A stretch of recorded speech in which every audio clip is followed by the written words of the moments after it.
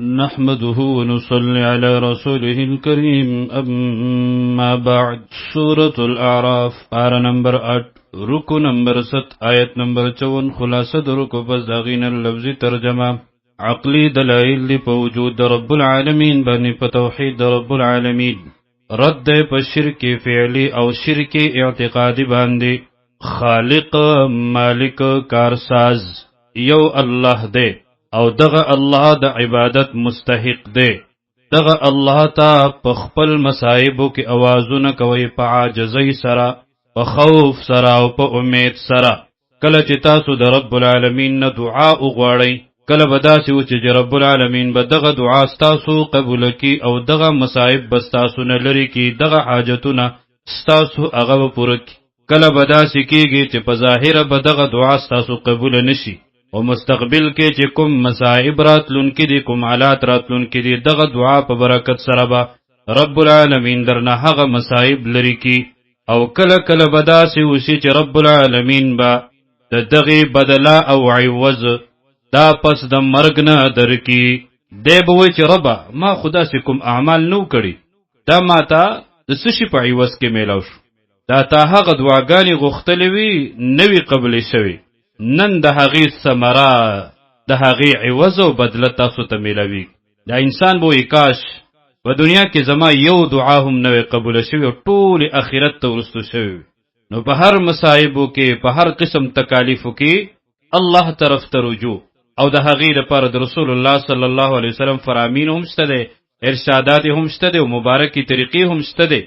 مثال به بیانېږي أعوذ بالله من الشيطان الرجيم بسم الله الرحمن الرحيم إن بشك ربكم الله الذي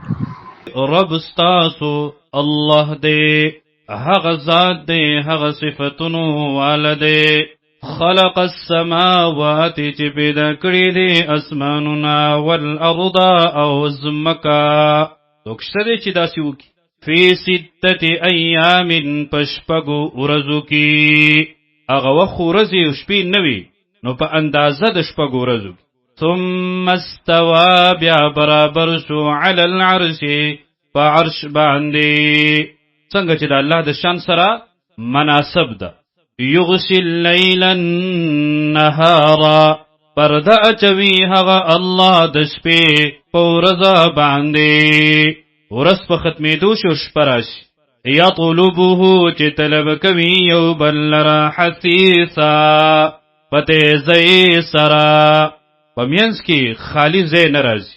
ورس ختمېږي شپه شروع کېږي شپه ختمېږي ورس شروع کېږي والشمس او نور والقمر او سپوږمۍ والنجوم او ستوري مسخرات تابع کړی شوي دي بامره په حکم د هغه سره الا خبردار واورئ له الخلق یوازې الله د پاره دی پیدا کول خالق صرف یو الله دی والامر او حکم ورکول متصرف اختیارمن حکم ورکول والا هغه هم صرف یو الله دی څنګه چې الله په پیدا کولو کې څه شي ته محتاج نه وو په چلولو کې او په فنا کولو کې او په حکم ورکولو کې رب العالمین چاته محتاج نه دی تبارک الله ډیر برکت والده الله رب العالمین چې رب د ټولو مخلوقات دی دغه صفاتونه ولستاسو رب دی دغه رب د خپل بندگانو سره ناشنا مینه کوي محبت کوي نو کله چې تاسو ته څه ضرورت راځي بیا دغه رب ته تاسو اوازونه کوي سمیع ذات دی د هر چا اوري علیم دی او ستا په هر مقصد باندې پوهیږي مینم در سره کوي محبت هم در سره کوي داسې رب دی چې خوب پې نه راځي پرکالی پې نه راځي غفلت پې نه راځي هیره پې نه راځي د هر عیب او د هر نقصان نه پاک رب دی نږدې دی تا ته د مرۍ د رګونو نه ادعو رأبلی ربکم رب خپل تضرعا فعاجزی سرا وخفیتا او پپٹا داسی پزړه کې بدی راشي وګونه بدی نه خبر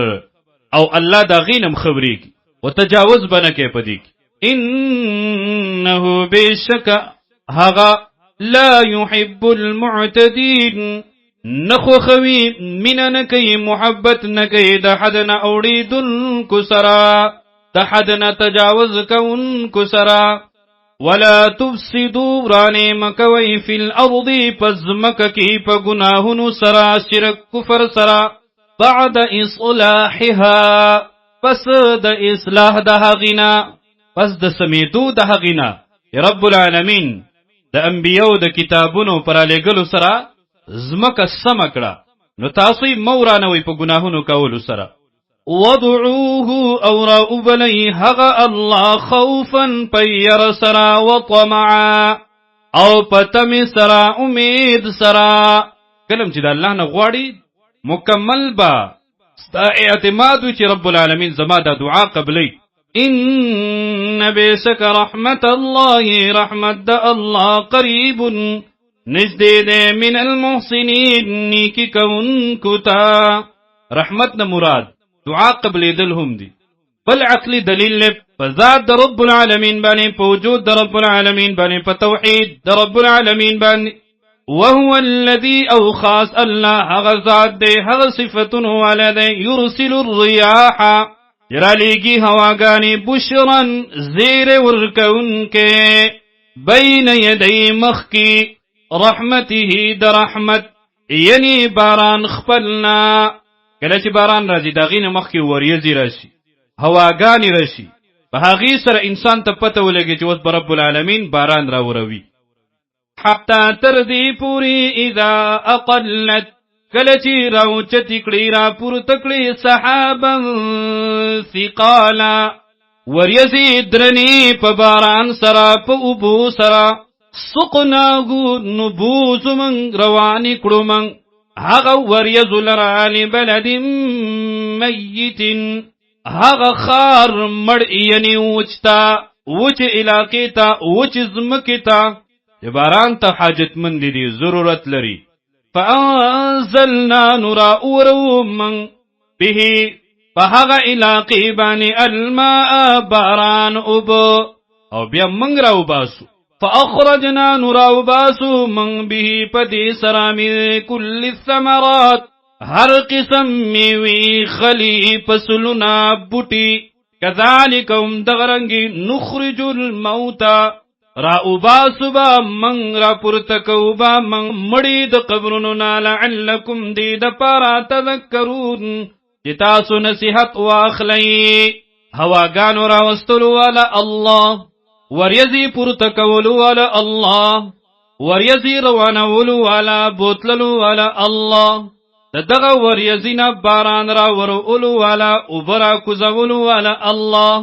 بیا داغی په ذریعہ سره د زمکینا پسلون را خېجولو والا داغی حفاظت کولو والا کمال ترسولو والا اللہ بیا ستا په حاجتونو بو الله څنګه نشي پورا کوله تمرا لوی لوی کارونه درته الله خای اے انسانا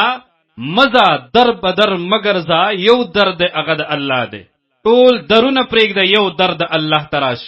والبلد الطيب او زمک پاکا تربزبکا خوگزمکا خزمکا یخرجو راوزی دهغینا نباته پټی دهغی بإذن ربه په حکم درب دهغی دزمکینا دا پسلونا گره پخپلا نراخیجی دا دغزمکینا پراوتلو کی دا اللہ حکم تا محتاجوی اللہ ورد حکمو کی دغا تیغ دزمکینا راوخیجی او بیا دهغینا میوی اور پسلونا ورد میلاوشی والذی او هغزمک خبصا چه خراب دا لا یخرجو نراؤسی دهغینا الا نکدا مگر بیکار بوٹی کذالکم دغشان نصرف الآیاتی بار بار بیانو من آیاتنا لقوم دپارا دهغ قوم دهغ خلق یشکرون